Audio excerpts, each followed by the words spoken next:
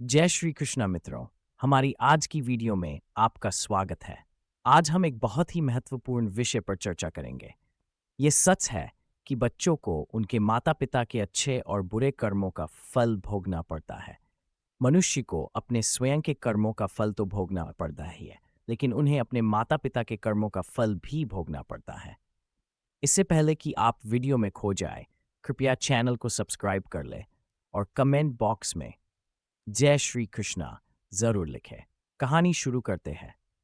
एक बार भगवान विष्णु और माता लक्ष्मी क्षीर सागर में शेषनाग की शैया पर विश्राम कर रहे थे।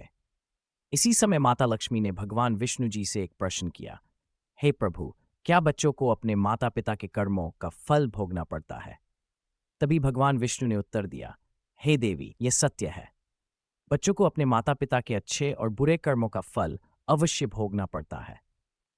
आज हम आपको एक बहुत ही महत्वपूर्ण कथा सुनाएंगे जो प्राचीन काल से जुड़ी है।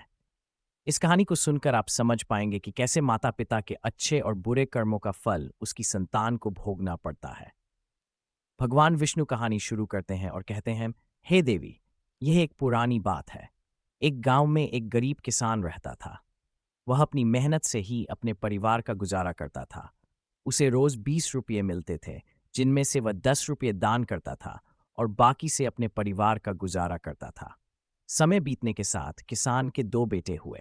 अब उसके परिवार में 4 सदस्य हो गए, पति, पत्नी और उनके 2 जुड़वां बेटे।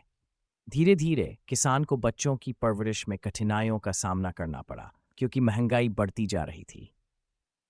भगवान विष्णु आगे कहते हैं, एक दिन किसान का बेटा अपने पिता से बोला, पिताजी, आप रोज 20 रुपये कमाते हैं, जिसमें से 10 रुपये आप दान कर देते हैं।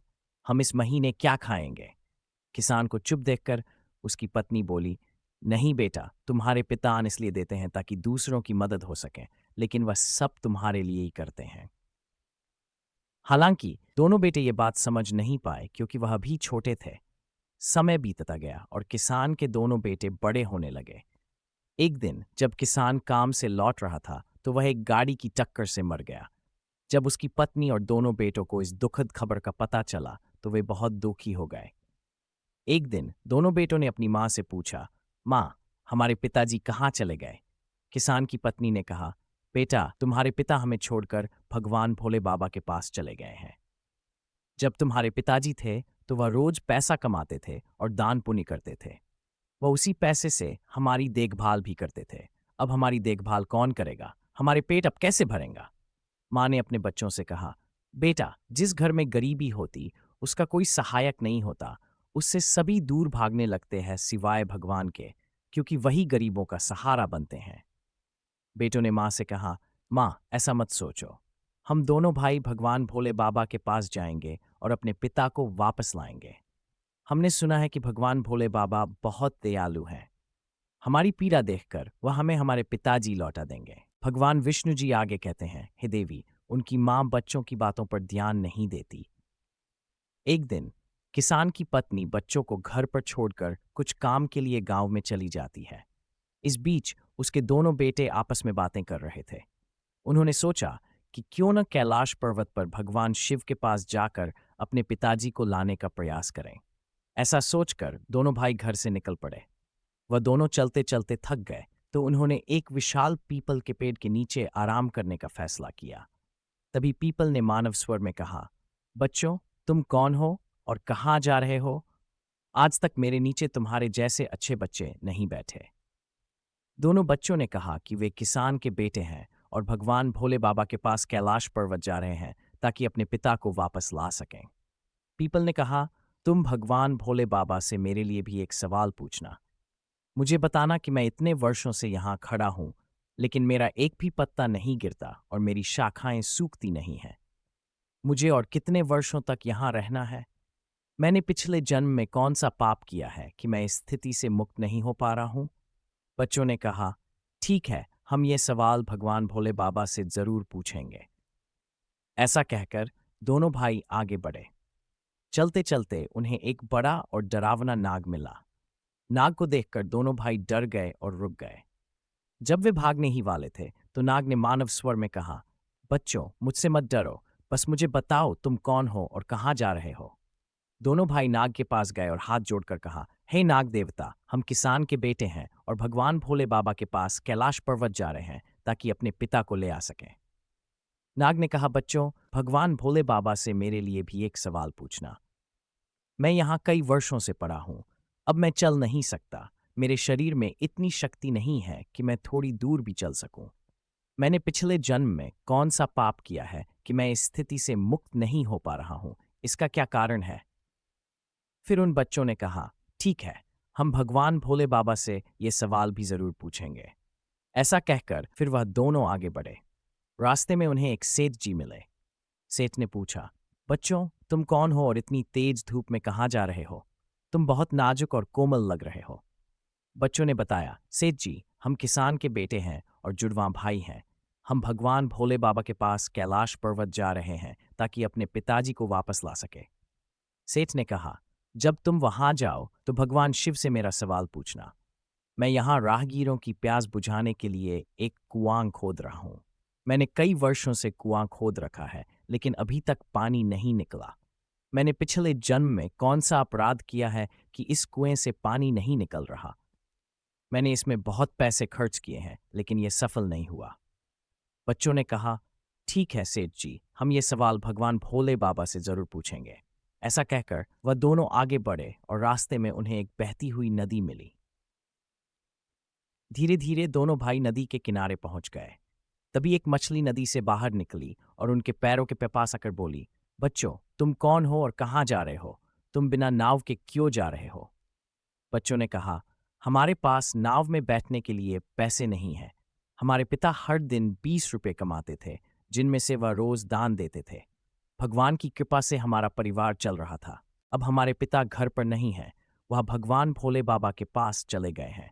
इसलिए हम भगवान भोलेनाथ के पास कैलाश पर्वत जा रहे हैं, उन्हें वापस लाने के लिए।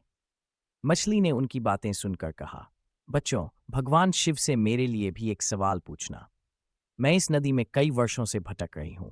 मेरी 7 पीढ़ियां गुजर गई, लेकिन मैं अब भी इस नदी में रह रही हूं। मैंने पिछले जन्म में कौन सा अपराध किया है कि मैं इस स्थिति से मुक्त नहीं हो पा रही? बच्चों ने कहा, ठीक है, हम भगवान भोलेनाथ जी से यह सवाल पूछेंगे और लौटते समय आपको इसके बारे में बताएंगे। इसके बाद दोनों लड़के आगे बढ़े। चलते चलते वे नदी के दूसरी तरफ पहुंचे। जब वे वहां पहुंचे तो देखा कि एक मृत व्यक्ति नदी के किनारे पड़ा हुआ है। जैसे ही वे उस मृत व्यक्ति को पार करने लगे, उसने चिल्लाते हुए कहा, बच्चों, तुम कौन हो और कहाँ जा रहे हो? लड़कों ने उसकी आवाज सुनी और कहा, हम किसान के बेटे हैं और जुड़वां भाई हैं। हम भगवान भोले बाबा के पास कैलाश पर्वत जा रहे हैं ताकि अपने पिता को ले आ सकें। मृत व्यक्ति ने कहा, तुम भगवान भोलेनाथ से मेरा सवाल पूछना और लौट कर आना। मेरा शरीर इस नदी के किनारे कई वर्षों से पड़ा है और मुझे कभी पानी नहीं मिलता। जब लहर आती है तो मेरा शरीर नदी में चला जाता है, लेकिन लहर के बाद फिर से किनारे पर आ जाता है। न तो मेरा शरीर गलता है और न सड़ता है। ये वर्षों से वैसा ही है। मैंने पिछले जन्म में कौन सा पाप किया है कि मैं इस शरीर से मुक्त नहीं हो पा रहा? इसका क्या कारण है? बच्चों ने कहा, ठीक है, हम निश्चित रूप से यह सवाल भगवान भोलेनाथ से पूछेंगे। ऐसा कहकर दोनों बच्चे वहां से चले गए और भगवान शिव के पास कैलाश पर्वत पहुंचे। दोनों भाइयों ने हाथ जोड़कर भगवान भोलेनाथ को प्रणाम किया और कहा, हे भोले बाबा, हमारे पिताजी कहाँ हैं? जब वह हमारे साथ थे तो वह हर दिन 20 रुपए कमाते थे, जिनमें से 10 रुपए दान कर देते थे और हमारी देखभाल करते थे। अब जब वह घर पर नहीं है तो हम भूख से परेशान हैं। कृपया उन्हें जल्दी से भेजें। भगवान भोले बाबा ने उन दोनों लड़कों की बातें सुनकर कहा, ठीक है, मैं तुम्हारे पिता को घर भेज दूंगा। पहले तुम दोनों भाई यहाँ बैठो। भगवान भोलेनाथ ने दोनों बच्चों को अपने साथ बिठाया और उन्हें भोजन कराया। भोजन के बाद उन्होंने पूछा, तुम दोनों भाइयों को और क्या चाहिए? तब दोनों लड़कों ने भगवान भोलेनाथ से उन सभी प्रश्नों के बारे में पूछा जो उन्होंने रास्ते में मिले लोगों ने पूछे थे। भगवान भोले बाबा ने सभी सवालों के जवाब दिए और कहा, बच्चों, तुम सभी को उनके जवाब बताना और अब तुम अपने घर जाओ। तुम्हारी माँ तुम्हारा इंतजार कर रही है। तुम्हारा पिता तुम्हारे घर पहुंच जाएगा।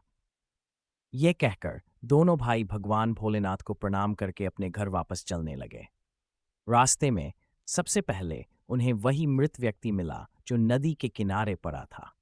उन दोनों भाइयों को देखकर मृत व्यक्ति ने पूछा, बच्चों, तुमने मेरे लिए भगवान भोले बाबा से प्रार्थना की?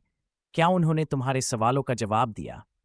उन्होंने मृत व्यक्ति से कहा, भगवान भोलेनाथ ने कहा, पहले तुम एक बड़े विद्वान थे, लेकिन तुमने अपनी ज्ञान को किसी के साथ साझा नहीं किया। अब जब तुम मर चुके हो, तब वह ज्ञान तुम्हारे भीतर खुल रहा है। जब तक तुम अपने ज्ञान को किसी के साथ साझा नहीं करोगे, तुम्हारी आत्मा को शांति नहीं मिलेगी। फिर मृत व्यक्ति ने कहा, बच्चों, अब ऐसी हालत में कौन मेरे पास ज्ञान लेने आएगा? तुम आओ और मेरा ज्ञान लो। फिर उस मृत व्यक्ति ने अपने पास का सारा ज्ञान दोनों भाइयों को दे दिया और ज्ञान देने के बाद उसकी आत्मा तुरंत मोक्ष को प्राप्त हुई। फिर दोनों भाई वहां से आगे बढ़े। चलते चलते उन्होंने वही मछली को देखा। मछली ने पूछा, बच्चों, क्या तुमने मेरे सवाल का जवाब भगवान भोले बाबा से पूछा? दोनों बच्चों ने कहा, हाँ, हमने आपके सवाल का जवाब भगवान भोलेनाथ से पूछा। तब उन्होंने मछली से कहा, जब तक तुम किसी को अमृत नहीं दोगी, तुम इस तरह परेशान रहोगी। मछली ने कहा, बच्चों, अब किसको दूं? तुम ही मेरा अमृत लो। फिर मछली ने अपना अमृत दोनों बच्चों को दिया और जैसे ही अमृत दिया, उस मछली की आत्मा को मोक्ष मिला। इसी प्रकार जब दोनों भाई वहां से आगे बढ़े, तो रास्ते में उन्हें वही सेठ मिला जो राहगीरों के लिए कुआं खोद रहा था। सेठ ने उन दोनों लड़कों को देखकर प्रेम से हाथ जोड़कर कहा, बच्चों, क्या तुम दोनों ने मेरे सवाल का जवाब भगवान भोले बाबा से पूछा? उन्होंने कहा, हाँ, हमने पूछा। भगवान भोलेनाथ ने बताया कि तुम्हारे घर में 2 युवा कुंवारी लड़कियां हैं।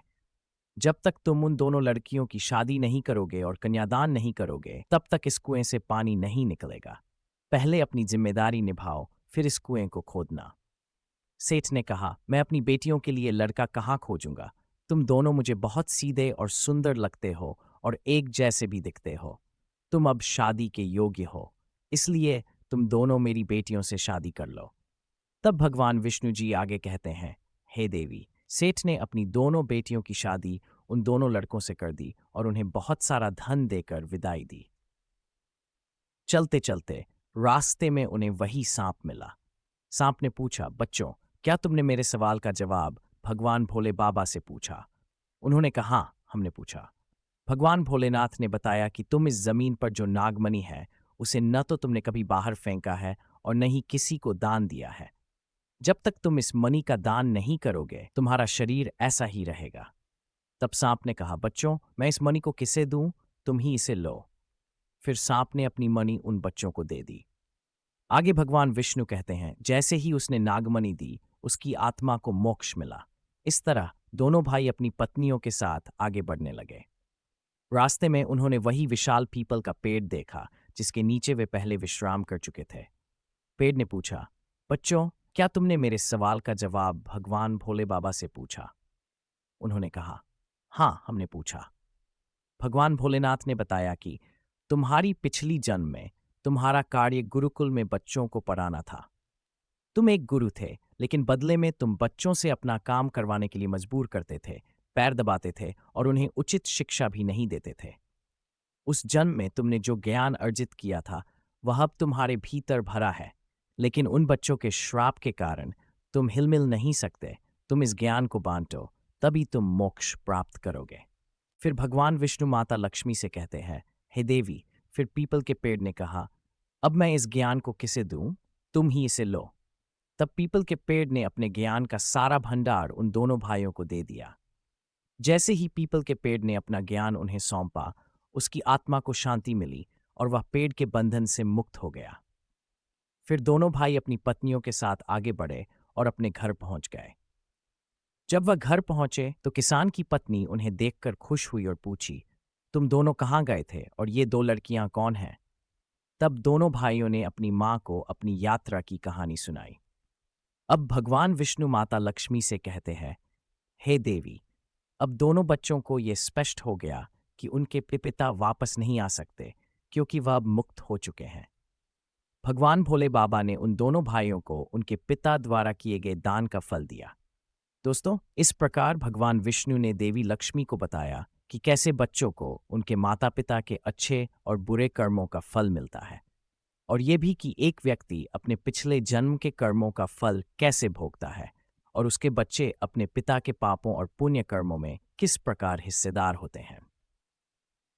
दोस्तों, आधुनिकता की खोज में हमें ये नहीं भूलना चाहिए कि हमारे मानव जीवन में हमें अपने कर्मों का फल भोगना पड़ता है। हर कार्य का कोई ना कोई परिणाम जरूर होता है।